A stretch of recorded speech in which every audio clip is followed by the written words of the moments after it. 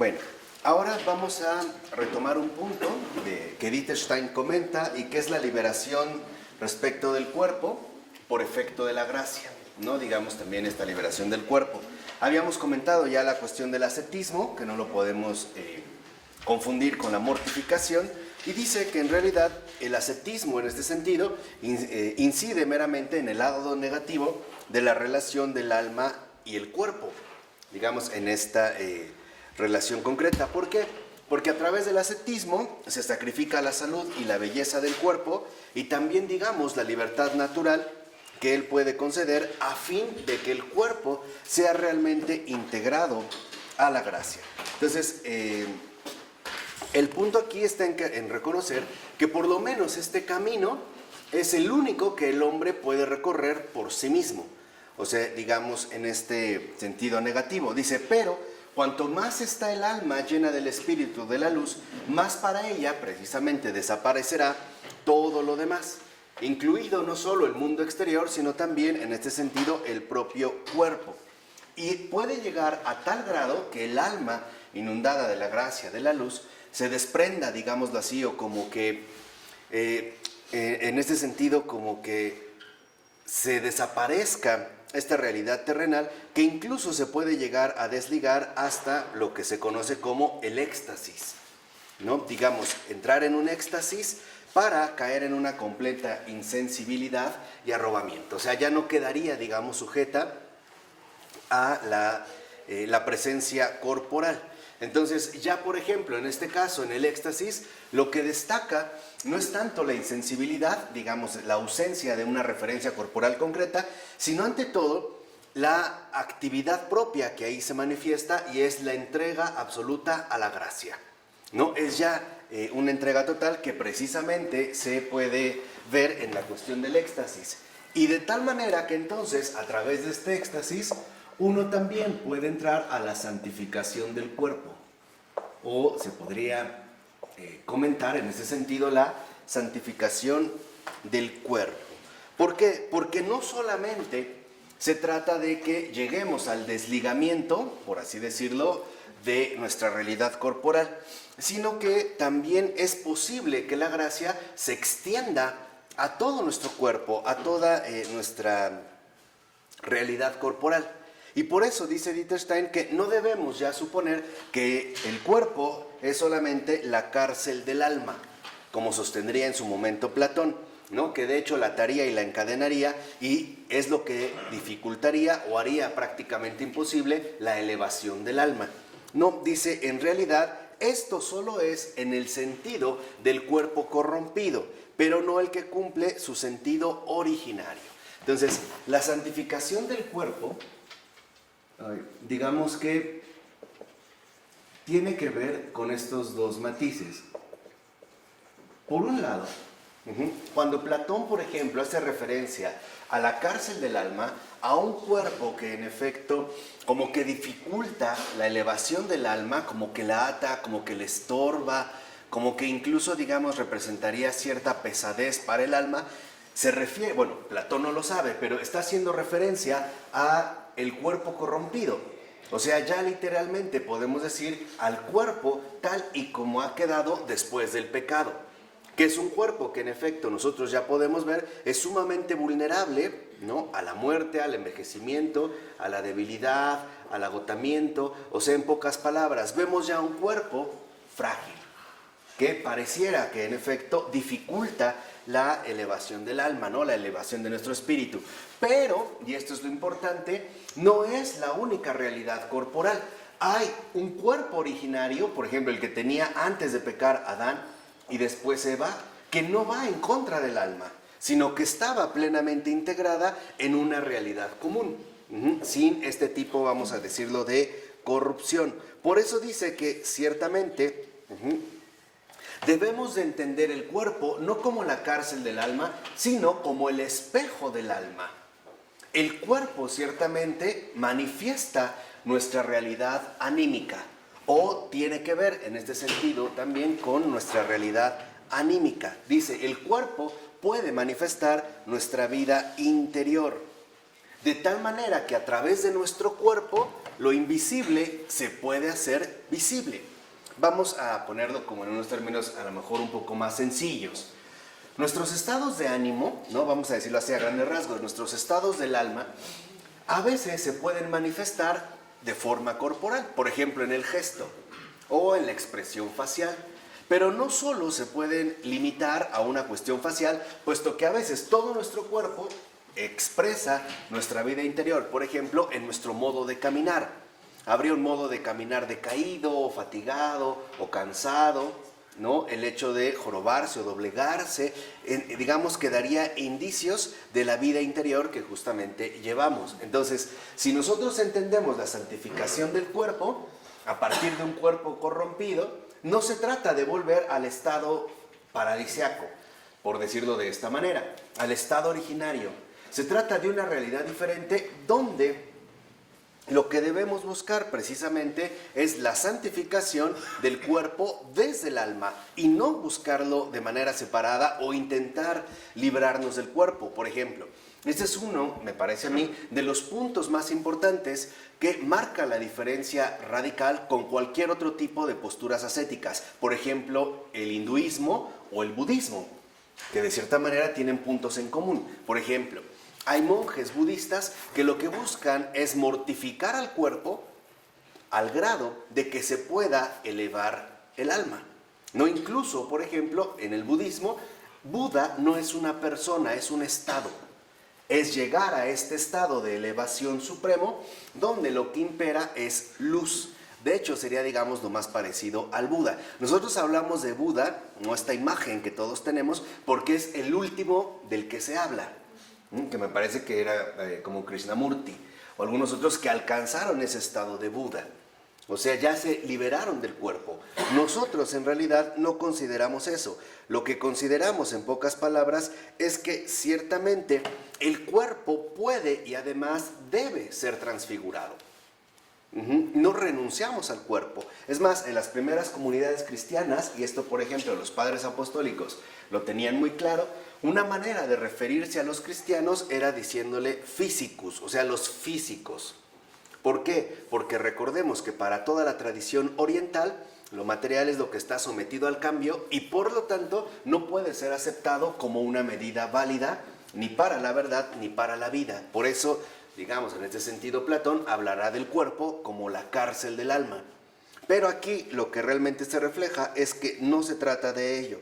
Se trata que estamos ante la santificación del cuerpo desde el alma. O sea, nuestra santificación interior repercute en nuestra santificación exterior. O sea, el hecho de llevar una vida verdaderamente espiritual, ¿no? Guiada por la santidad, también beneficia el cuerpo. E incluso, digamos, lo va a dotar de una salud adecuada. Le va a dar, digamos, su equilibrio fundamental. No es necesario, en este caso, despreciarlo o incluso buscar eliminarlo. ¿Por qué? Porque en pocas palabras, lo corrompido, lo que sea, puede ser curado, puede ser sanado por la gracia. Tanto el cuerpo como el alma. Entonces, la santificación del cuerpo también es obra de la gracia. Y esto, por ejemplo, incluso me parece que el propio Jesús lo mostró de manera muy clara. No solo sanó a enfermos del alma, sino que también sanó a muchos enfermos del cuerpo. Ciegos, mudos, paralíticos, cojos, etcétera, etcétera, etcétera. O sea, la gracia realmente puede sanar todo aquello que esté corrompido, todo aquello que esté, digamos, tocado por la corrupción. O vamos a decirlo de esta manera. Cualquier cosa, material o inmaterial, que haya sido tocada por el pecado, puede ser sanada, puede ser restaurada, en este caso por la gracia, ¿no? Y esto es algo fundamental que no debemos olvidar. Porque una de las tentaciones más claras y más peligrosas para un cristiano es el gnosticismo. La gnosis, o sea, en el sentido pagano de suponer que solo importa lo interior, llámese emocional o psicológico o mental, y que el cuerpo debe de ser despreciado como una atadura que nos impediría acceder a una elevación. ¿no? Llámese iluminativa o como lo quieran llamar. No, en realidad de lo que se trata aquí es que no entendamos justamente al cuerpo como una especie de desecho o algo innecesario para nosotros. No, es importante porque forma parte de nuestra realidad personal y el no olvidar que también puede ser justamente sanado, ¿no? Por eso va a decir que incluso podemos darnos cuenta cómo la obra de la gracia puede darse, dijimos, desde el interior, ¿no? Desde el alma, pero también puede ser llevarse a cabo desde el exterior, por ejemplo, a través del contacto con cosas santas o santificadas, con el hecho de tocar, ¿no? Por ejemplo, dice, el contacto exterior con cosas santificadas puede sanar toda sustancia corrompida. Vamos a decirlo así, toda sustancia se haya visto afectada por la corrupción.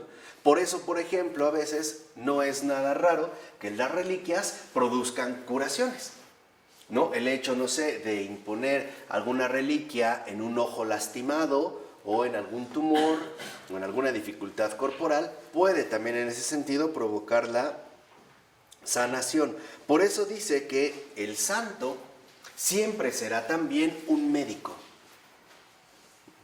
Entonces la santidad, la obra de la gracia puede ser exterior, pero también, como dijimos, interior. Y esta obra lo que produce en este sentido es medicina.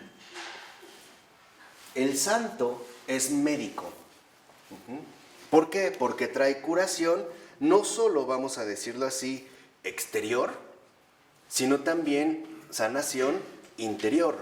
Es una medicina interior, ¿no? Como obra que hablaban de médico de cuerpos y almas.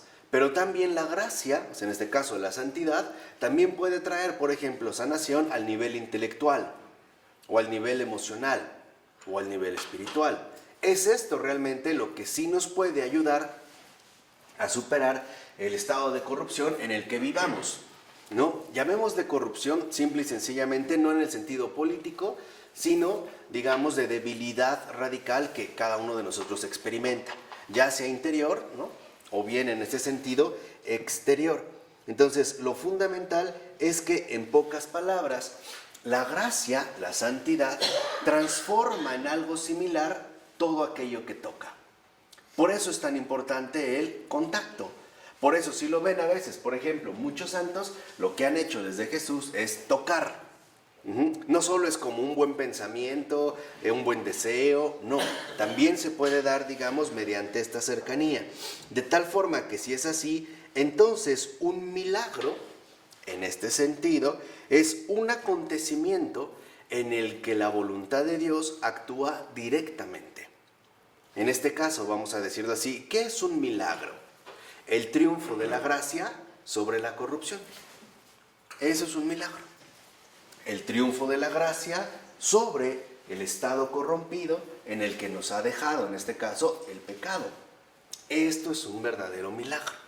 Puede ser desde una sanación interior, no sé, a lo mejor heridas muy profundas que nosotros habíamos venido arrastrando desde nuestra infancia o desde nuestra juventud, o incluso alguna situación corporal en la cual a veces se solicita ya sea al Señor, ¿no? O en milagros, los llamados milagros eucarísticos, o incluso también, por ejemplo, a través de un santo, ¿no? Esto es vital. Por ejemplo, no sé, hay santos que parecen destacar mucho en los milagros exteriores, ¿no? A lo mejor destacaría, no sé, un San Charbel. Por ejemplo, me parece a mí muy claro que él destaca en el ámbito exterior. Pero hay santos que a lo mejor no destacan en los milagros exteriores, pero sí en los milagros interiores. Por ejemplo, un San Agustín, cuyos milagros más auténticos es la conversión del corazón. No tanto, digamos, en este sentido, la cuestión exterior. Entonces, si es así, lo que vemos es que, por ejemplo, puede darse una curación, un milagro, aunque el beneficiado no sea creyente. ¿Por qué? Porque en realidad lo que vemos es, por ejemplo, la obra de la gracia. Vamos a poner un ejemplo muy claro. El primer milagro por el cual beatificaron a Teresa de Calcuta, que por cierto este año ya la van a canonizar, fue la sanación de una mujer hindú, que no era una creyente cristiana, y que tenía un gran tumor en el estómago. Entonces se encomendó a Teresa de Calcuta y este tumor desapareció de forma milagrosa. ¿Por qué se realizó aunque esta mujer no fuera creyente? O sea, ¿por qué realmente se dio el milagro aunque esta mujer no fuera creyente? Porque es obra de la voluntad de Dios. Y esto es realmente lo católico.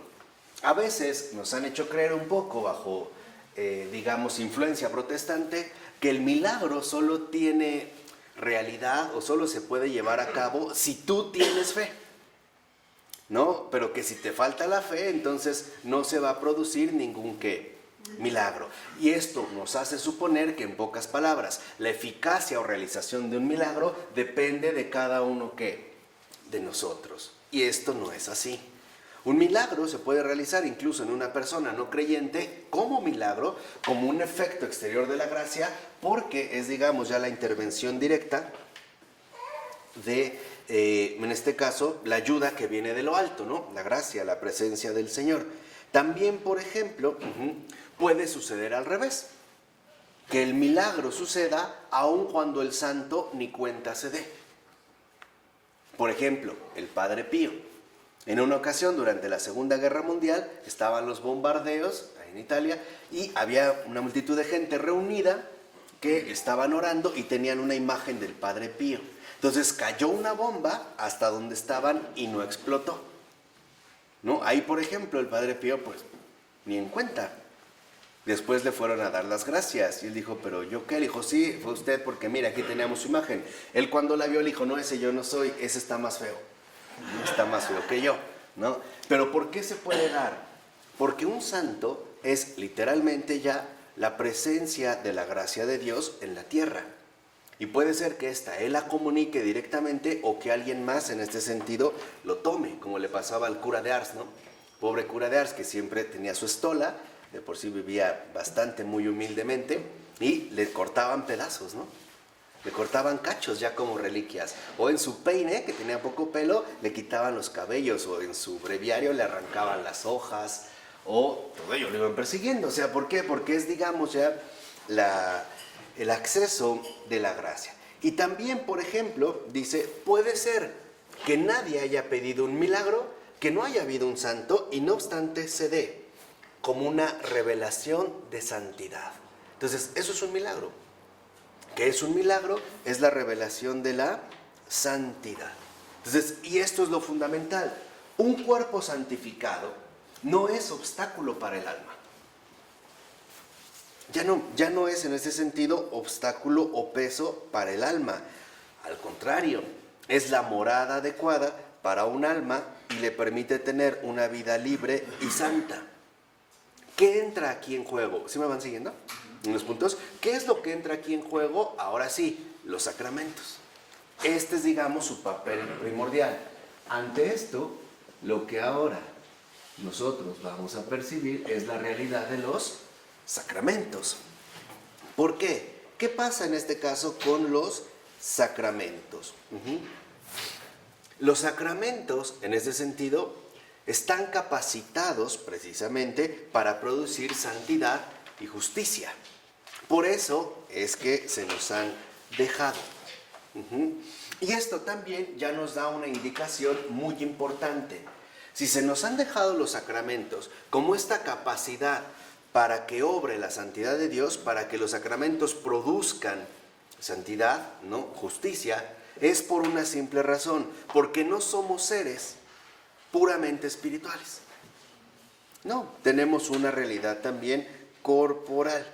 Entonces, si solamente fuéramos seres espirituales, no habría otro camino más que la pura redención que interior.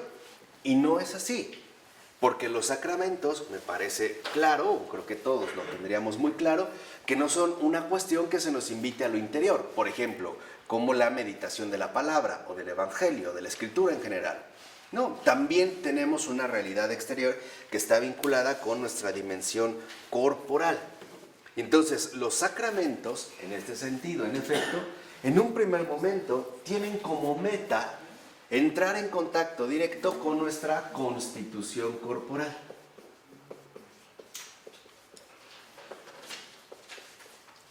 no plenamente espiritual. Claro que hay personas, por ejemplo, que dicen, bueno, no puedes comulgar, lo puedes hacer espiritualmente. Sí, pero sabemos que no es lo mismo que hacerlo corporalmente, porque su cometido es dirigirse a nuestra constitución corporal. ¿Qué significa que los sacramentos se dirigen también a nuestra constitución corporal?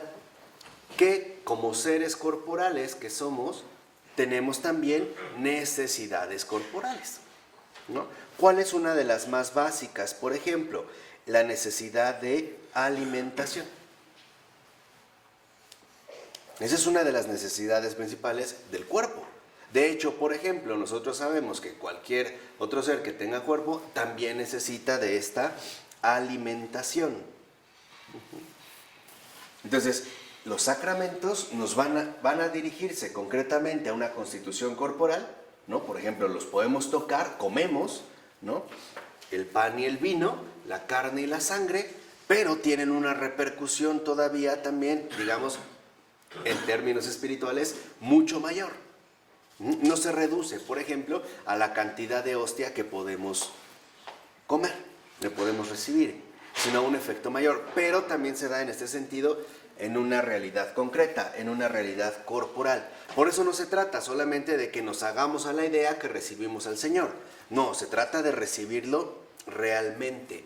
Por eso, por ejemplo, también el bautismo, otro sacramento, se da a través de un elemento concreto que entra en contacto con el cuerpo. En este caso, el agua. No se hace nada más de palabra o buena intención. Y en el matrimonio, por ejemplo, otro sacramento, ahí la materia prima pues son los esposos.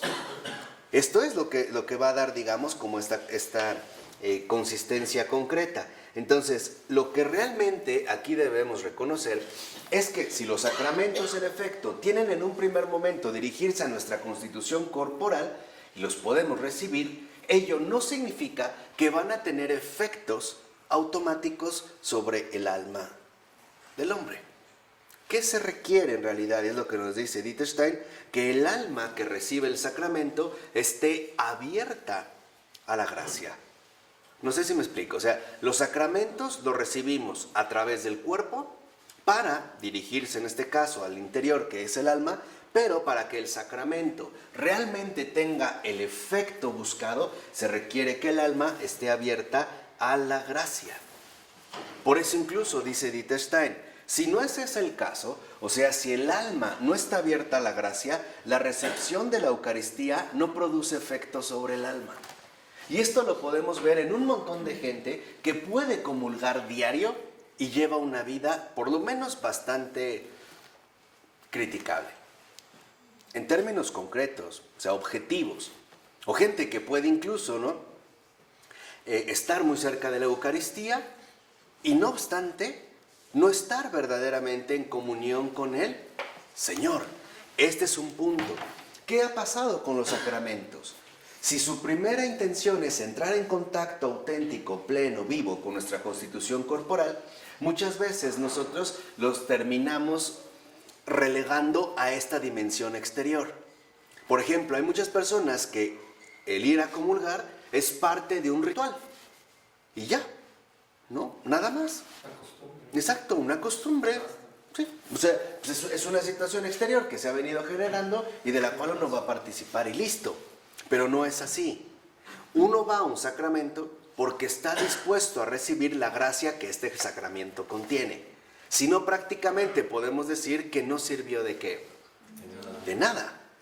Entonces, si realmente los sacramentos comienzan por nuestra constitución corporal, lo que también requieren, en este caso de nosotros, es que haya apertura a esta gracia. Por eso, por ejemplo, se estaba cuestionando o se había comentado si era prudente o no bautizar a los niños tan pequeños. Porque si realmente ya eran conscientes del sacramento que estaban recibiendo. Pero por lo menos ya podemos saber o intuir algunas cosas importantes. La primera, un niño está abierto a la gracia. Por eso es un niño. O sea, no necesita, ¿no?, como una preparación. Cosa que un adulto es muy probable que ese ya se haya cerrado por diversos motivos o circunstancias. Pero un niño no. lo puede recibir. Pero sí, por ejemplo, por eso es que la Eucaristía por lo menos se recomienda en una edad mayor, que es la preparación. Entonces, lo importante, por ejemplo, en las catequistas o todos aquellos que se dedican a la catequesis para la comunión, ¿no?, de los catecúmenos, no es solamente hablar de una parte fundamental de un rito, no, sino que la verdadera catequesis significaría preparar a las personas para entrar en esta comunión profunda con el Señor, la cual se va a confirmar a través del sacramento. Ahora sí, a través, en este caso, de la recepción de la Eucaristía. ¿Por qué? Porque si yo no estoy abierto al efecto de la gracia, no recibo al Señor. No lo recibo. Lo puedo, fíjense, lo puedo recibir exteriormente, pero no lo recibo, ¿qué? Interiormente.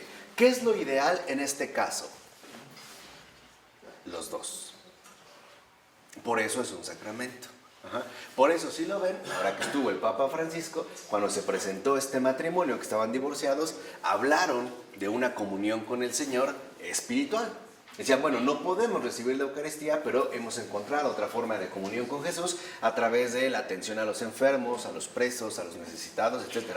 Claro, es muy bueno, pero no lo es todo. Porque el hecho de que se nos haya dejado la Eucaristía es un anuncio muy claro de que no podemos privarnos de ella fácilmente. Ahora, muchas de estas cuestiones se dan, la verdad, por precipitaciones o ignorancia de nosotros sobre lo que hacemos. No tenemos muchas veces como muy claro las repercusiones que pueden tener las decisiones que tomamos, ¿no? Y esto es cierto, o sea, falta conciencia. Sí, pero nadie nos enseñó, nadie nos lo dijo, por ejemplo, nadie nos dijo que realmente un matrimonio es un sacramento y que fallar en un matrimonio es un sacrilegio. Por ejemplo, que es lo diferente aquí, es fallar un sacramento, porque es un sacramento, es un sacrilegio. Entonces, nadie nos dijo eso. Entonces, aquí es cuando debemos de plantearnos algo fundamental. Por ejemplo, si una muchachita sale embarazada, ¿lo ideal sería que se case? No. Lo ideal es tener al bebé, tratar de formar una pareja, apoyarse mutuamente y luchar ambos para ahora sí alcanzar un matrimonio. Pero de entrada no. Porque si es precipitado, o sea, si no es realmente bajo una acción libre, las consecuencias que esta precipitación pueden tener van a ser nefastas. Por eso es mejor no se casen. Pues o sea, ni aun teniendo el bebé, ¿no? ¿De qué? Digo, muchos jovencitos se casan y ni da tiempo. Claro. ¿Por qué? Sin tener bebé. No, sí, claro, también puede darse este caso. Por eso es, digamos, como un paso fundamental del tomar conciencia, ¿no? O sea, el darnos cuenta lo que realmente implica. Es que ese es el problema, que nadie lo dice. No. Pero esto es parte, me parece a mí, de una educación, en un primer lugar, quizá familiar. Y después también educativa. Porque si no, bueno, los que estamos en el ámbito escolar lo sabemos, siempre nos estamos echando como la bolita, ¿no? No es que en tu casa no te lo enseñaron y en la casa, a eso aprendiste en la escuela y siempre estamos como, no, tiene que ser como una labor común, ¿no? Al menos cooperativa. Pero sí es muy importante entonces tomar en cuenta la realidad concreta de los sacramentos y lo benéfico que nos pueden resultar, porque para eso se nos dieron. No es en este caso un mero adorno. Por eso, de hecho, tiene sentido el noviazgo. El noviazgo en un sentido real es una preparación para el matrimonio. Eso es un noviazgo. Porque te estás empeñando en convivir con otra persona donde empiezas a compartir muchas cosas de ti. Y terminar con una persona no es como quitarte un calcetín. Y lo que sigue, no es cierto. Se pusieron en marcha muchas dinámicas, tanto exteriores como ¿qué? Como interiores. Quiere decir que se está labrando un camino para ver si podemos juntos, bajo el esfuerzo, bajo la perseverancia, tener un proyecto en común de por vida. Eso es lo que se vive en el noviazgo. Bueno, en teoría me parece que ese es como el propósito fundamental del noviazgo. Hoy invertimos las cosas. Hoy los novios quieren vivir como casados y una vez casados quieren vivir como solteros. Está todo invertido, ¿no? Está como todo raro. Pero no, ahí ese era, digamos, como el momento de tenerlo para manifestar realmente una auténtica apertura. Por eso les decía que es muy importante no detenernos tanto en lo que hacemos, sino en lo que realmente queremos. Y este es otro aspecto fundamental que hemos olvidado. La apertura a la gracia tiene que ver con la cuestión del deseo. Hoy como que nos adelantamos y siempre nos preguntamos lo que vamos a hacer.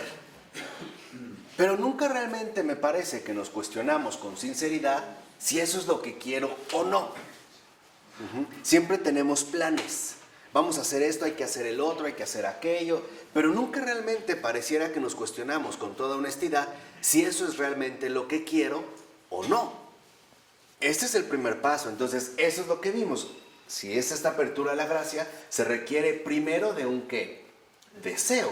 Ya después vendrá el acto, pero esto es lo fundamental. Este sería precisamente el primer paso a dar para que se tenga el efecto que la gracia, que el sacramento nos quiere transmitir, o sea, en este caso la santificación. Entonces, podemos ver también en este sentido que los sacramentos, por ello, poseen asimismo una dimensión sensible, palpable, ¿no? Vamos a decirlo así también, corporal. ¿Por qué? Porque es la más adecuada a la naturaleza humana. Digámoslo así, como seres corporales que somos, sensibles, con sentidos corporales, para nosotros también es muy importante ver, tocar, probar, escuchar, sentir, ¿no? Con la piel. Esto es muy importante. ¿Qué quiere decir? Que en este sentido también los sacramentos se adecúan a nuestra propia realidad humana. Y es la manera más sencilla en que lo espiritual se acerque a nosotros. Vamos a decirlo así. ¿Qué es lo que buscan en realidad los sacramentos? Hacernos accesible lo inaccesible. ¿Sí? O sea, los sacramentos, el propósito de los sacramentos es que de la manera más simple, más fácil de captar para nosotros, entremos en pocas palabras en contacto con la presencia de Dios, con el inaccesible. Y esto lo podemos ver, por ejemplo, en el caso más drástico que es la Eucaristía. ¿Cómo es posible que en un trocito de pan, porque es un pedazo de pan muy pequeño, esté contenido Dios mismo? Como que no checa que esté ahí realmente Dios, ¿no? Como que nos cuesta trabajo. No obstante, el acceso a ello es sencillo. Lo tenemos en un pedacito de ¿qué? De pan, en la hostia consagrada. Entonces, los sacramentos son acceso sensible a lo invisible.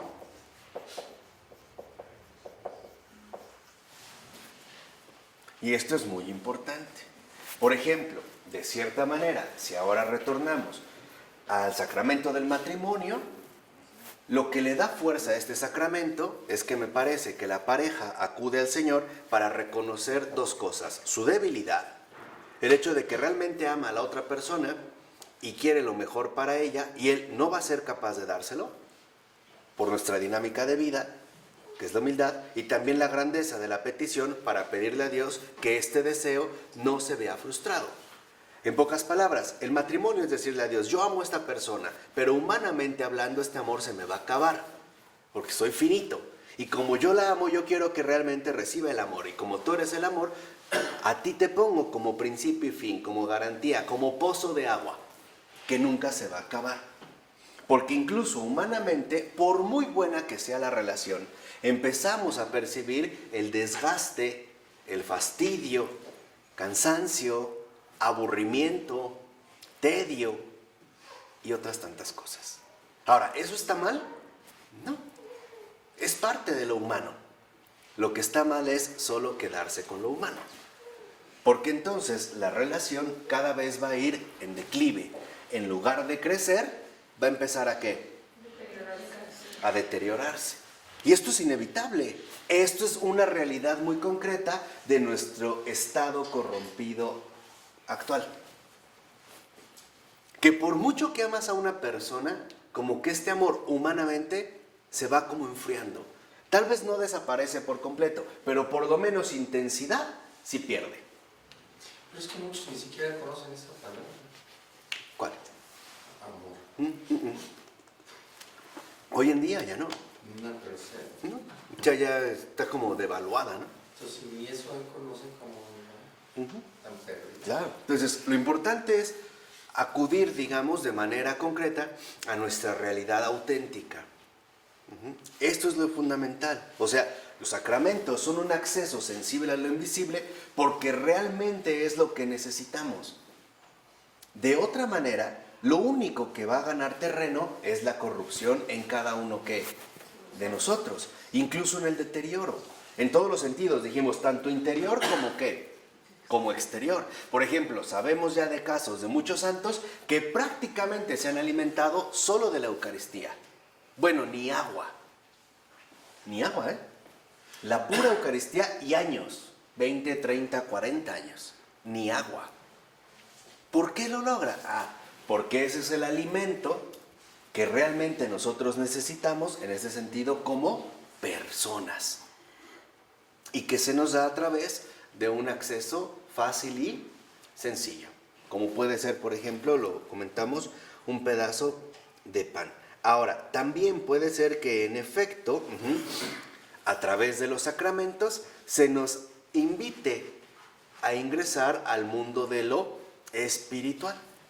Y esto, si volvemos a la Eucaristía, pareciera que es muy común. Por ejemplo, uno tiene un contacto sensible, recibes la Eucaristía en la boca y después como que te profundizas en lo espiritual, ¿no? Cerrando los ojos, tratando de acceder a otro punto, pero ya fue como una puerta. Vamos a decirlo así, los sacramentos son como una puerta pequeñita para la vida eterna. Pero no es sencillo, sino de qué otra manera pudiéramos acceder a Dios. Por ejemplo, ¿creen que podríamos hacernos una idea cabal de lo que Dios es? No. Imposible, y eso Dios lo sabe. Entonces lo que dice es, bueno, para que no queden perdidos, vamos a darle estos pequeños accesos que son sencillos, simples, adecuados a su naturaleza humana, corporal, y de ahí profundizar en lo invisible, en lo espiritual, en este sentido también, en la santidad. ¿De acuerdo? De tal forma que entonces el sacramento nos brinda este acceso y también nos ilumina interiormente. Por ejemplo, nos permite a nosotros darnos cuenta, en pocas palabras, qué hay de malo en nosotros. Eso es un efecto de la gracia. Y eso es bendición. ¿Por qué? Porque cuando entra la gracia en el alma, hay tal luz que también nos muestra como La oscuridad. lo oscuro de nosotros, ¿no? Ese dark side que estaba como desapercibido o que incluso de verdad estaba tan profundo que no éramos conscientes de él. Digo, tampoco hay que decir que somos así como meramente astutos para ocultarlo, no. Hay cosas que nosotros no vemos, seamos sinceros, y que de hecho a lo mejor quizá ni sospechábamos que estaban ahí. Entonces, fíjense, ¿qué hace en este sentido la gracia? Toca el alma, la ilumina y en un primer momento le hace percibir con claridad lo que está mal en ella. Pero no solo eso, le da dolor. ¿Para qué? Para que agarre fuerza y se oponga hacia este mal. O sea, la gracia nos hace ver, pero también nos da la fuerza para que nos volvamos adversos a este mal. O sea, el ya no quererlo en la que. En nuestra vida. Pero ese mal lo vas a experimentar. Sí. Lo vas a vivir. No, lo vas a vivir al menos como puede ser vergüenza, dolor, humillación, desesperación, angustia, ya, pero da cabida al arrepentimiento. Y esto es fundamental. Y eso lo logra la gracia. Exactamente. También ahí va el paquete completo. Por decirlo, es como, la gracia es algo así como el doctor que inyecta, el contenido de la inyección, el algodón y después la sobadita que cura. ¿no? Un poquito como para caricaturizarlo, pero va el paquete completo. O sea, te va a sacar lo sucio, Exactamente, aunque te duela. pero lo va a sacar. ¿Y por qué lo va a sacar? Porque eso no necesitas en ti. Ya. Por eso. Y ni cuenta te vas a dar a veces. ¿Qué dices? ¿Y cómo? ¿Cómo fue o qué ¿Cómo pasó? me pasó esto a mí? Exacto, ¿por qué me está pasando esto a mí o por qué sucedió? Entonces empezamos a cuestionarnos el por qué, pero la gracia ya está en marcha. Pero no es como una parte de ser víctima. El por qué me pasó a mí. Pues al menos en principio, porque sí no está tan fácil a veces de entenderlo, la verdad. O sea, en situaciones concretas no está tan fácil entender por qué a mí, por qué yo... Y de entrada dices, ¿por qué lo hice yo? Sí. Salud. No, gracias. O qué tenía yo que ver o cosas por el estilo. O por qué se dio. Pero siempre hay, digamos, un propósito y esto es lo fundamental de la sanación. Fíjense, hay algo insano que a veces nosotros mantenemos y se llama culpabilidad. Eso no viene de Dios. Ahorita lo vamos a extender. Y eso, de hecho, genera trastornos anímicos y hasta corporales. Culpabilidad. La culpabilidad, ¿cuál es la gran diferencia entre la culpabilidad y el arrepentimiento? Es muy simple, ¿eh? La culpabilidad es siempre retornarse a un pasado que no podemos cambiar y de ahí no salir. Siempre estar diciendo lo que hice, lo que viví, en qué fallé, lo que pasó, y es cargarme, literalmente lo que me carga es el hecho de que esto está fuera ya de mis manos. Que haga lo que haga, a final de cuentas, nunca lo voy a poder ¿qué? Cambiar. La culpabilidad es darle la espalda a Dios. Esa es la culpabilidad. Por eso les decía que no viene de él. Literal, ¿eh? Es como una luz a la cual me quiere iluminar la vida, pero yo me volteo y entonces lo único que veo es sombra. Esa es la culpabilidad. ¿Qué es el arrepentimiento? Que también lo da la gracia, aunque al principio duele. Pero el arrepentimiento es, veo mi pasado, pero ahora me voy a concentrar completamente en el futuro, confiando en la bondad de Dios que todo lo puede. Ese es el arrepentimiento. El arrepentimiento es ahora enfocarme en el futuro para que el mal hecho no se vuelva a repetir. O lo que ves mal. O lo que vi mal, o lo que estuvo mal. ¿Crees que estuvo mal? Sí, o que creo que estuvo mal, estoy convencido, ya. De tu vida. Exacto, es seguir adelante. Por eso, fíjense, la fuerza del arrepentimiento es la esperanza.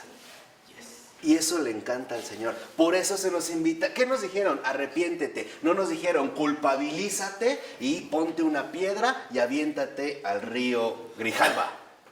No, nunca nos dijeron eso. No. Nos dijeron arrepiéntete. Fíjate, en verdad el arrepentimiento consiste en recuperar la confianza en Dios. Ese es el arrepentimiento. Este es un verdadero acto de fe. Y en parte reconocer. Sí, pero ya. Y ya está ahí. Claro, o sea, Ya sí, murió. hice mal esto, ¿Sabes? pero de aquí en adelante quiero contar con la ayuda de Dios para que esto no se vuelva a repetir. Ese es el arrepentimiento. Entonces, aguas, porque es como una línea muy delgada. El Señor no quiere culpables. El Señor quiere esperanzados. El Señor no quiere culpabilidades. Quiere arrepentimientos. Pero si no estás muy cerca de Dios y con el corazón abierto, es muy difícil que tengas un arrepentimiento sincero. Exacto. ¿Estás de acuerdo? Sí, claro. Porque mucha gente hace cosas, ay, sí estoy arrepentido, pero lo dice de lengua para afuera, porque al rato al mes ya está haciendo lo mismo. Exacto. Es lo que dicen. No tenía los apertura. sacramentos, que se echan la hostia y se salen de la iglesia y otra vez chingato. Sí, claro. Y siguen en este caso igual. Entonces, esto es fundamental. Sí. Y esto es fundamental, ¿por qué? Por una simple razón.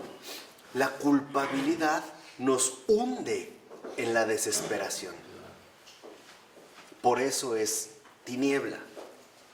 En cambio, el arrepentimiento nos devuelve al camino que todavía tenemos por venir. Sí, yo hice esto, lo acepto.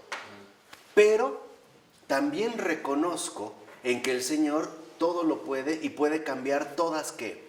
las cosas, así yo haya hecho lo peor.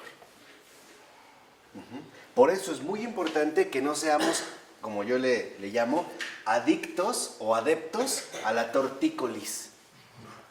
O sea, la culpabilidad. Siempre están hablando atrás. Entonces, a ver, si tú vas, y esta es una imagen de Chesterton, él decía, si tú vas caminando y de repente solo fueras volteando para atrás y quieres caminar al frente, te deformas, ¿no? Te conviertes en un ¿qué?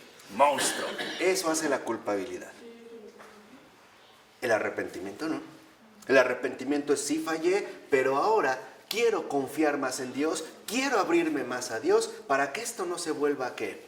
A repetir. Ese es el arrepentimiento, es una maravilla. Este es el sacramento de la penitencia, o sea, la confesión. Este es el punto concreto, o sea, esto es, digamos, lo que vamos en este sentido a experimentar. De tal manera que si realmente yo tengo un arrepentimiento, o sea, el Señor mismo me dio su gracia para rechazar este mal, puede ser a través de la vergüenza de verse uno mismo, decir esto no lo quiero ver, o del dolor, o a través de lágrimas, etc. Entonces, una vez que ha sido expulsado, entonces el perdón es recibido. Es como lavar un plato para recibir un nuevo alimento. Y si de plano, o un ¿cómo se llama? Refractario, si de plano quisimos hacer un guiso y se super quemó y no se le quita, y le da una talladita y no se le quita, el Señor dirá, perfecto, lo rompemos, uno nuevo. Ese es un corazón nuevo. Y esto también el Señor lo puede ¿qué? Hacer. Así que nada de culpabilidades. No es sano. No es propio de un verdadero creyente. Nada de culpabilidades. Porque la culpa amarga el corazón. Y el Señor jamás amarga el corazón. Más bien buscar el arrepentimiento. El arrepentimiento es estirar los brazos como en la cruz. Es decirle, sí, reconozco que en mi pasado fallé o me equivoqué, pero con esta me agarro a ti para seguir ¿qué? Adelante. Sí, y lo suelto. No estar siempre como en esta culpabilidad bastante nociva. ¿Ok? De tal manera que entonces, si vamos siguiendo este punto, podemos ahora entender que en efecto la culpa en cuanto tal siempre conlleva un extravío. Nos extravía. ¿Sí? Al grado de que a veces superar esta culpa nos puede resultar sumamente difícil. Y es justo a veces la culpa la que nos puede, por ejemplo, como inducir o conducir al pecado. Porque ¿qué es el pecado? El contraponerse a Dios. Por eso es importante que si yo ya cometí una culpa, no por ello incurra en pecado, negándome a la gracia que Él me quiere que brindar. Este es más grave. La culpa te sigue. Sí, claro. No te deja. Sí, pero el pecado es ya, digamos, como un alejamiento total, el contraponernos. Hay personas que pueden decir es que yo ya no soy digno o no merezco al Señor, pero en realidad nunca lo merecimos. Y Él siempre estuvo ahí, ¿o no? Desde un principio, o sea, nunca hemos sido merecedores. No podemos decir es que yo era perfecto y chin, la regué, entonces ya me dio la espalda. No es verdad. Nunca lo merecí y no obstante, Él siempre estuvo ahí para mí. ¿Ven cómo es un engaño? ¿Se dan cuenta cómo son razonamientos humanos bien aparte de torpes, falsos?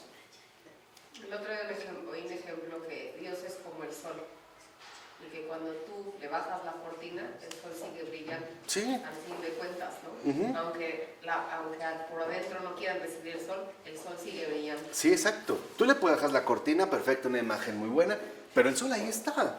Y eso es lo que Él hace con nosotros. O sea, Él nunca nos aparta de sí. Somos nosotros los que a veces queremos salir, ¿qué? Corriendo. Pero Él no. Porque Él es nuestro Padre. Si antes de que nacemos ya nos ama. Ya. Y nos ama realmente con un amor entrañable, Sí. visceral, genuino, de agonía. O sea, en serio, ¿eh? Porque la agonía actual de Jesús ya no es la agonía que vivió en la cruz. ¿Saben cuál es la agonía actual de Jesús? La agonía de estos tiempos, que sus hijos no sean amados, que sus hijos no reciban el amor que Él les quiere hacer llegar, a través de todos. Esa es su agonía. Los no amados, los desdichados, los rechazados, los sufrientes, los despreciados, y todos tenemos algo de eso. Esa es su agonía, porque la meta, digamos, o el fin en ese sentido es precisamente el amor. Entonces, si vemos, no podemos permitir que una culpa me lleve a un pecado. Más bien al contrario, cometí una culpa, pues me muevo al arrepentimiento. Puedo ir, ¿no?, al sacramento de la penitencia, de la reconciliación, confesarme y listo. ¿Y sigo qué? Adelante. Los demás ya no me interesan. No es que ahora me voy a volver un despótico, no. Es que tengo que aprender a que toda mi confianza esté en Dios, a que toda mi mirada esté en Dios. Y a veces eso es lo que el Señor nos quiere hacer aprender, porque necesitamos el aprendizaje. Y a veces en situaciones drásticas de la vida, lo que nos dice es, a ver, deja de verte a ti mismo, deja de ver a tu familia, deja de ver a tus hijos, deja de ver lo que te rodea. Veme a mí, porque yo soy luz, yo soy paz, yo soy calor. Veme a mí. Deja de estarte como, en este sentido, desviando, ¿no? Entonces, justamente, ¿cuál es la manera, como dice Edith Stein, de superar el alejamiento y la contraposición a Dios? ¿Cómo se puede superar? Pues mediante el acercamiento y la unión. Fíjense, aunque les parezca curioso, ¿cómo se supera el pecado? Siendo atrevidos con Dios. ¿Cómo se supera el pecado? Recurriendo a Dios y abandonándonos en Él, sin pretextos, ni excusas, ni justificaciones. Así se supera el pecado. ¿Qué hizo el hijo derrochador en la parábola del llamado hijo pródigo? Que yo creo que debe ser la parábola del buen padre, pero bueno, del hijo pródigo. ¿Qué hizo? Regresó con el padre. Arrepintió. Ese es el arrepentimiento. Esa es literalmente la superación del pecado. No dice, no, primero, ya me acabé todo, ni siquiera me puedo comer las bellotas de los cerdos, huelo mal, entonces no, me voy a cambiar de vida, voy a trabajar, y ya cuando trabaje y recupere mi fortuna, voy a regresar con papá para decirle, mira, me levanté. No hace eso, ¿sí? No, en su peor momento, o sea, cuando ha caído a lo más que bajo, y ese es el significado de los cerdos. Acuérdense que para el pueblo judío un cerdo era un animal impuro, era bajeza radical, impureza radical, y por eso se menciona que ha llegado con los cerdos, ¿no? Ha llegado a lo más que bajo, y no obstante, en lo más bajo, él literalmente supera el error cometido. ¿Cómo? Regresando, ¿qué? Al Padre. Así que, ¿cómo se supera el pecado? Suplicándole a Dios. Así. Así se supera el pecado. Porque solo la gracia lo vence, no nosotros. No sé si me explico. O sea, esta es una dimensión muy particular que también hemos perdido de vista. A veces llegamos a suponer que superar el pecado es una especie de ascética para héroes o titanes de la fe. No es así. La superación del pecado es volver de nuevo al Padre. Invocar siempre al Padre. Y esto lo vimos desde los Salmos. ¿Cuántas veces nos presenta esta petición de auxilio? Dios mío, ven en mi auxilio, ¿no? Date prisa en socorrerme. Tú eres mi Señor, tú eres mi Dios, el que me protege. He pecado contra el cielo y contra ti, pero aquí estoy. Esta es, digamos, la verdadera superación del pecado. Entonces, literalmente, esta es la manera auténtica de superar el pecado, reconciliándonos con Dios. ¿Y qué significa la reconciliación con Dios? En un primer momento, la aceptación de que Él es bueno, también conmigo. Nadie, y esta es una lección espiritual de oro, que ahorita yo les quiero compartir, nadie es una excepción al Evangelio. Nadie es una excepción al Evangelio. Todos somos hijos. Nadie ha sido descartado, nadie ha sido rechazado. Todos somos en este sentido, hijos del mismo Padre, en este caso del Padre bueno. Así se supera el pecado, aprendiendo a ser arriesgados con Él, llegando en este sentido, digamos, un poco como hasta el límite. ¿Se acuerdan de Abraham? Cuando el Señor le dice que va a destruir Sodoma, ¿qué hace Abraham? Uno dice, bueno, pues qué lástima, ¿no? Ellos se lo buscaron. ¿Qué hace Abraham? Empieza como a negociar, ¿no?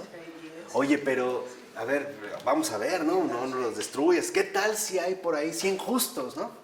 Y dice, Señor, ok, encuéntralos y no lo hago. Pero no, pero a ver, son muchos tal vez, lo empieza a pensar. No, pero 10. Bueno, 1. ¿No encontró qué? Ninguno. Pero confió. ¿Sí me explicó? Confió. O sea, no se queda literalmente limitado. O sea, lo que quiero que entiendan en ese sentido es muy sencillo. Que el pecado no nos engañe. Que el pecado no nos haga creer que Dios nos ha abandonado. Ese es el cometido del pecado. Que dijimos, el pecado va a querer entrar a partir de la ¿qué? Exacto, de la culpa. Por eso les decía, no podemos permitir que de la culpa lleguemos al ¿qué? Al pecado. El pecado nos quiere convencer de que Dios nos ha dejado de amar. Y nos muestra toda la porquería, nos la embarra en la cara, como que nos quisiera embarrar en el lodo para decir, ¿ves? ¿Ves qué cerdo eres? ¿Ves qué sucio eres? ¿Ves qué monstruo eres? ¿Ves cómo no vales la pena? ¿Crees que así acaso Dios te va a querer? Y te lo contrasta, tan bueno que es, tan santo, tan puro, y tú hablando y mira tu bajeza y esto. No dejemos que nuestra alma se coma la amargura que el diablo nos quiere dar como alimento todos los días. Y eso lo dijo el Papa Francisco, ¿no? Hace poco también. No. No dejemos que el pecado nos gane jamás. Porque el amor es más fuerte que el pecado. Y aunque el pecado que hayamos cometido sea grave, Dios jamás nos dará la espalda. Al contrario, siempre tiene la mano extendida. Suena fácil, pero no es tan fácil cuando uno ha incurrido en culpa. Porque de antemano a lo que nos vamos a enfrentar es al desánimo, es a la vergüenza, a la humillación. Pero esto es producto del amor propio, que también de vez en cuando hay que apalearlo, ¿no? ¿Cómo hay una expresión? Hay que bajarle los humos a veces. Pero esto ayuda. Y es un buen camino. Entonces, no hay en realidad motivo para estar tristes. Exactamente. Eso es lo que dijo el Papa. Precisamente era esto, ¿no? Entonces, si lo vimos en este sentido, este arrepentimiento es, en un primer momento, volcarme por completo en Dios, en el Padre, en el Señor. Ahora, si es así, lo que podríamos ver es que, en efecto, también debemos de reorientar toda nuestra dimensión psíquica. ¿Qué significa esto de la orientación psíquica? Que no podemos seguir manteniendo el mismo tipo de pensamientos dañinos, amargos y nocivos. No, también hay que dejar que la gracia intervenga en esta dimensión psíquica. Porque, como dice Edith Stein, el hombre siempre puede rebelarse contra el poder de la costumbre. Siempre, ¿eh?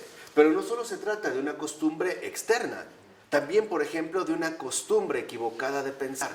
¿Cómo me doy cuenta de mis costumbres equivocadas de pensar? Mira qué mal me ponen. Así me doy cuenta de mi forma equivocada de pensar, mi costumbre equivocada de pensar. Mira mis pensamientos, cómo me ponen, cómo me deprimen, cómo me lastiman, cómo me debilitan. En pocas palabras, cómo me destruyen. Y eso no es una buena costumbre. O me equivocan, o me confunden, o me llenan de ira, o de ansiedades, o de miedos, etc. Esa no es una buena costumbre. Es como si alguien tuviera por buena costumbre comer excremento. Por mucho que se haya acostumbrado, yo creo que no diríamos que es una buena costumbre. Yo creo que dirían, bueno, sí es una costumbre, pero una muy mala, ¿no? por ejemplo. Lo mismo pasa en el caso de nosotros. ¿Por qué? Porque se nos invita a no perder de vista nuestra auténtica libertad y no dejarnos apresar por este tipo de costumbres que en efecto nos van siempre como dominando. Entonces, ¿qué es lo importante? Apartarnos del mal interiormente, siempre, y lo más rápido posible. ¿Cómo me doy cuenta si realmente me he apartado del mal? En el arrepentimiento que experimento. Y el arrepentimiento es parte fundamental de un alma sana, porque sin el arrepentimiento no podría valorar no podría distinguir más bien mis buenas de mis malas acciones. Un hombre sin arrepentimiento sería algo así como un monstruo, ¿no? Sería extraño.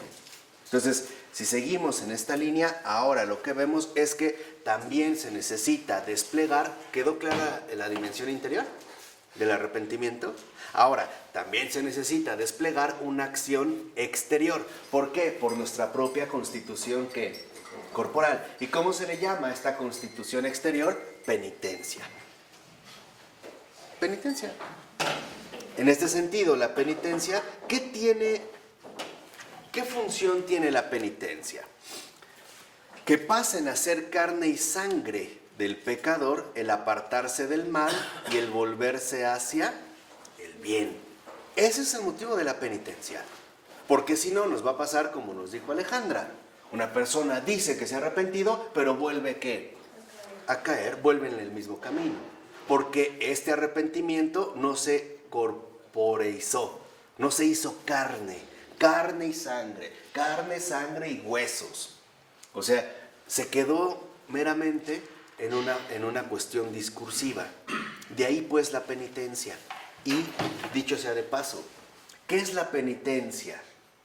No solamente es pasarla mal un rato o privación de gustos personales, no, La penitencia es más allá que esto. La penitencia es ruptura total con todos los rituales que me conducen a una culpa y por lo tanto a un pecado. Esa es la penitencia. La penitencia es romper de manera radical con todos los rituales que a mí me llevan a cometer una culpa y por lo tanto también a caer o incurrir en pecado. Si nosotros, voy a poner un ejemplo muy sencillo. Si a lo mejor de repente para nosotros se nos ha hecho una costumbre en la noche, que ya debemos descansar, ponerme a ver la computadora, pero entro a una cosa, entro a otra, y a otra, y a otra, y entonces termino viendo pornografía, por meter un ejemplo. El problema no es solo la pornografía. El problema es cómo llegué a esto. Eso es el ritual. No sé decirlo de otra manera, pero no sé si va quedando claro el ritual. Entonces, si uno lo empieza a analizar, ok, la penitencia es de entrada romper con los rituales, porque si no ya sé que cuando entro al ritual, ahí me conduce. Los hechos que te llevan a hacer eso. Sí, o sea, todo como entramado. Tus ideas. Todo, exacto. El hecho de que, pues ya estoy relajado, voy a ver la compu, desde ahí entro, ¿no?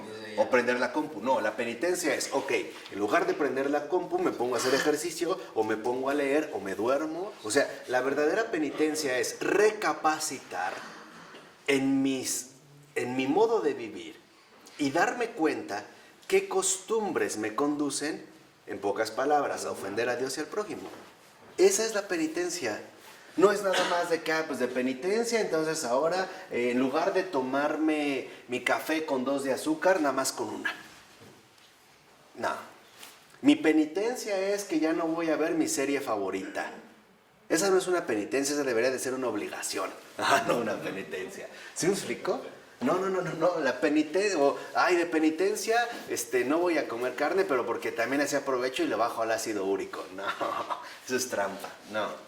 La penitencia es recapacitar en mi modo de obrar para romper con los rituales que me llevan a ofender a Dios y al prójimo. Esa es la penitencia. Por eso cuando nosotros a veces nos dicen, bueno, y de penitencia rezas un Padre Nuestro y un Ave María, lo que nos están diciendo es recapacita en la oración. ¿Cómo es que incurriste en este defecto o en esta debilidad que se hizo culpa, pecado, etcétera, etcétera, etcétera? ¿Queda claro? Entonces, ¿qué necesitamos erradicar? No solo la culpa y el pecado, sino la inclinación. Y esa es la penitencia. Lo que la penitencia realmente erradica o por lo menos combate es la inclinación al pecado. Lo que yo les decía como rituales. Es como los preparativos. Los preparativos que me van llevando poco a poco a, ¿no? En este caso, a la culpa. Por ejemplo, hay personas que entran muy bien en el Facebook y salieron muy mal. Bueno, pues no te enganchas. Rompes estos preparativos. En lugar de entrar al Facebook, entra a otras páginas que realmente sean benéficas, sanas, saludables e interesantes. Y todavía mejor, divertidas. ¿No? Pero si empiezas al Facebook y alguien te dejó una notita, y hola, ¿cómo estás? ¿Cómo te llamas? Mira qué bonito, mira qué interesante, y empiezas a entrar a los preparativos, pues después ya te das un atascón en el lodo. Y caes pedo. Exactamente. Entonces, ¿Y luego cómo? la penitencia es erradicar, combatir la inclinación al pecado. Esa es penitencia. Y ahorita, de hecho, estamos en un tiempo de penitencia, lo cual también nos va a ayudar a reubicar nuestra dimensión psicológica. Por ello, cada vez que el Señor absuelve de los pecados, se nos deja una penitencia, para que ahora nosotros, ayudados con la absolución y la gracia recibida, podamos combatir esta misma inclinación. ¿Cómo? Pues a lo mejor cambiando en este sentido los rituales. Así que entonces, como dice, en este sentido Edith Stein, ¿qué es la penitencia? Dijimos, la erradicación de la inclinación al pecado. O sea, en pocas palabras, obras de obediencia. Qué difícil. Ahí es donde entran los problemas. Y si algo realmente tenemos es la desobediencia. Somos bien desobedientes. A nosotros nos pueden decir aquí, no, acá. Nos dijeron rojo, no, verde. Nos dijeron temprano, no, tarde. Me dijeron tarde, temprano. Me dijeron arriba, abajo. Me dijeron abajo, arriba. Ven, no voy. No vengas, ahí voy. O sea, somos bien contra. Entonces, fíjense. La mejor penitencia que podemos tener es ser obedientes al bien. Esa es la mejor penitencia. Obediencia al bien. Y esto lo sabemos. Si, por ejemplo, vas a realizar algo en tu vida que de antemano detectas que no está bien, no empieces a negociar. No empieces a maquillar. A coquetearle al mal. Exactamente. Lo dijo el Papa Francisco, ¿no? Con el maligno no se dialoga. Eso es lo que quiso decir. Dijo, porque si no siempre perdemos, y hasta levantó la voz, ¿no? Dijo, no se dialoga, porque si no vamos a perder. Entonces, en este sentido, ¿no? La obediencia debe de ser una obediencia sincera, profunda y entregada al bien. En todo. En todo. Pero pues seríamos perfectos, ¿no? Seríamos santos, más que perfectos. Mejor. Los perfectos, yo no sé dónde estén. No, yo busco los santos, ¿no? Los perfectos han de estar en su club, en un club especial.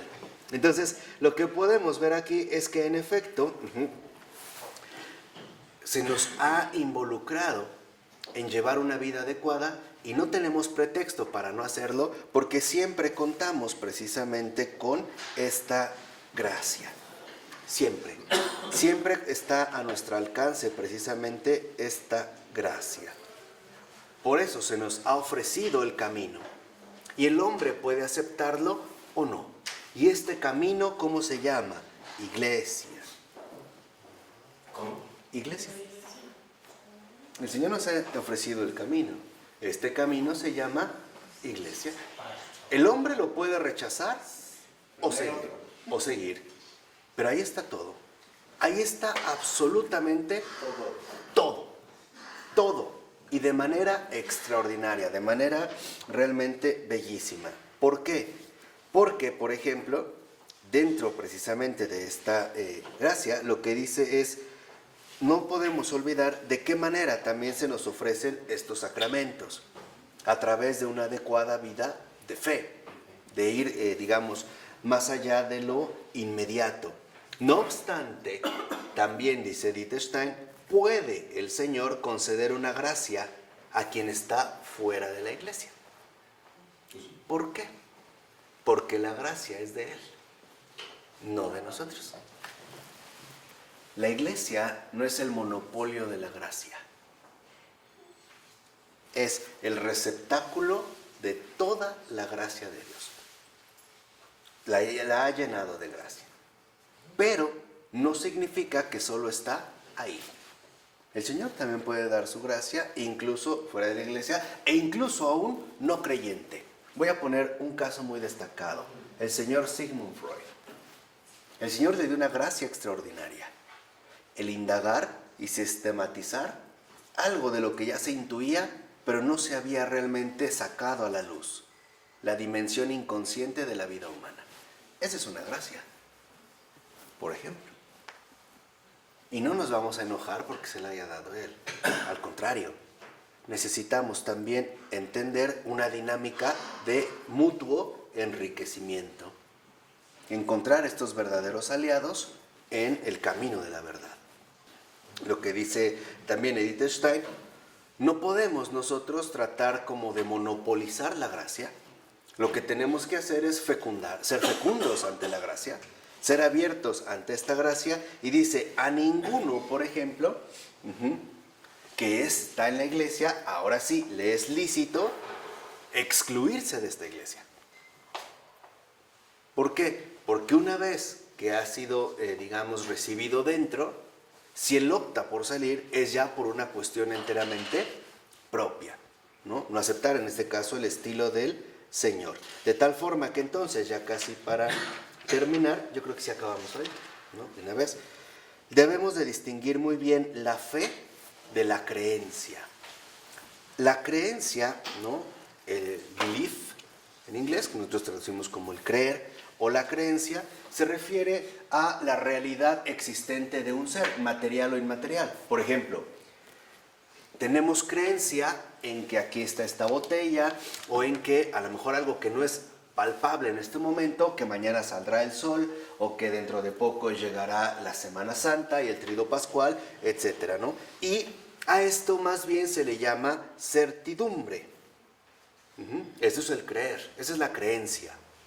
Pero, en ese sentido, hablamos, por ejemplo, de que tenemos certidumbre acerca de las cosas. Y en pocas palabras, se trata de posturas intelectuales, ¿no? Podemos tener en este sentido creencias, certidumbres intelectuales. Por el contrario, la fe, la fides, no es un acto meramente teórico, sino que en realidad la fe capta toda mi persona. Me involucra por completo. Por ejemplo, yo puedo creer o puedo tener la certeza o la certidumbre de que mañana saldrá el sol, pero esto no va a tener una implicación radical en mi vida. Ciertamente, de manera intelectual me puede dar paz. A lo mejor me quiero poner mi falda o mi bufanda si va a ser frío, si tengo esa certidumbre, pero en realidad no me compromete de la manera como sí lo hace la fe. ¿Por qué? Porque la fe, en este sentido, tiene como objeto lo que no se ve, ¿no? Lo que no se ve. Entonces, cuando hablamos de fe, debemos de entender que no es una fe así, a secas, sino que hablar de fe es hablar de fe en Dios. Esa solo es la fe. Alguien solo puede tener fe en Dios, si no es simple certidumbre. Y aquí vemos también a veces los abusos del lenguaje que tenemos. Hay personas que dicen, yo tengo fe en que la selección mexicana va a ganar un mundial. Esa no es una fe, esa es una certidumbre. Vamos a decirlo así, es una especie como de engaño intelectual, ¿no? De certidumbre teórica que queremos tener. La fe no, ¿por qué? Porque en realidad el verdadero objeto de la fe no es el hombre, sino Dios. Y esta es una experiencia. De tal manera que entonces, precisamente, la fe, en cuanto tal, involucra una entrega plena y de confianza con Dios mismo. En ese sentido es cuando nosotros podemos hablar justamente de fe, ¿no? En un sentido, digamos, muy concreto. De tal manera que entonces las revelaciones por ejemplo, que se pueden recibir o acceder a través de profetas o videntes o clarividentes o qué sé yo, en realidad solo tienen sentido si nuestra fe está puesta en Dios, no en el que las tuvo. Esto va más allá. Lo importante no son los videntes, lo importante es quién nos está hablando. Aquí sí, a través de quién. Y aparte, lo entenderíamos justamente como el sentido de una comunicación. Y cuando en último término esta comunicación, ¿no?, de las revelaciones que hemos recibido, por ejemplo en la Escritura, entonces se ha ya logrado formular de una manera más clara, se transforma en dogma. Y el dogma lo que hace, primero, exigir la experiencia de la fe. De otra manera, un dogma no será más que una proposición teórica que uno ha aprendido. Por eso dice Dieter Stein, un hombre puede ser firme en los dogmas y no ser creyente. En pocas palabras, puede repetir el credo y no obstante no tener una verdadera fe, una verdadera experiencia de Dios. Puede aceptar los dogmas y no obstante no tener esta experiencia de fe. Dice, claro, podemos darnos cuenta que en este sentido los dogmas en cuanto tal no forman parte de su experiencia de vida. Y es esta experiencia justamente la que nosotros no podemos olvidar. De tal forma que en último término, como dice Dieter Stein, llegar a creer sin recibir la gracia es imposible. Tener fe sin esta gracia es imposible. Y entonces lo primero que tenemos que hacer es pedirle al Señor que abra mi corazón, que no se endurezca mi corazón, para que pueda recibir la gracia que Él me quiere transmitir. Por eso dice que podemos ya darnos cuenta cómo a la luz de la verdad, tener fe y ser redimido son una y la misma cosa. Y no es porque uno haya dado un paso importante, sino que en pocas palabras uno se ha abierto a la acción de Dios en mi vida. Por ello voy a terminar con las propias palabras de Dieter Stein, como termina ya este textito, que dice: afianzarse en la fe y avanzar por el camino de la perfección se copertenecen indisociablemente. Sostenerse en Cristo es algo que no se puede hacer sin al mismo tiempo seguirle. Pero seguirle no significa otra cosa sino que hacerse santo. Y ella se hizo santa por seguir a Cristo. Así que no vamos a decir que es pura palabrería. Hay todo un itinerario. Parecía como una especie de catequesis, repaso general de lo importante, ¿no? Ahora sí, como que todos estamos listos para el bautizo, la confirmación, la comunión y sobre todo la vida cristiana. Pidamos a Dieter Stein que interceda por nosotros para que aprendamos de nuevo a retomar por entero la riqueza que el Señor ha traído a este mundo. ¿De acuerdo? En nombre del Padre, del Hijo y del Espíritu Santo. Amén.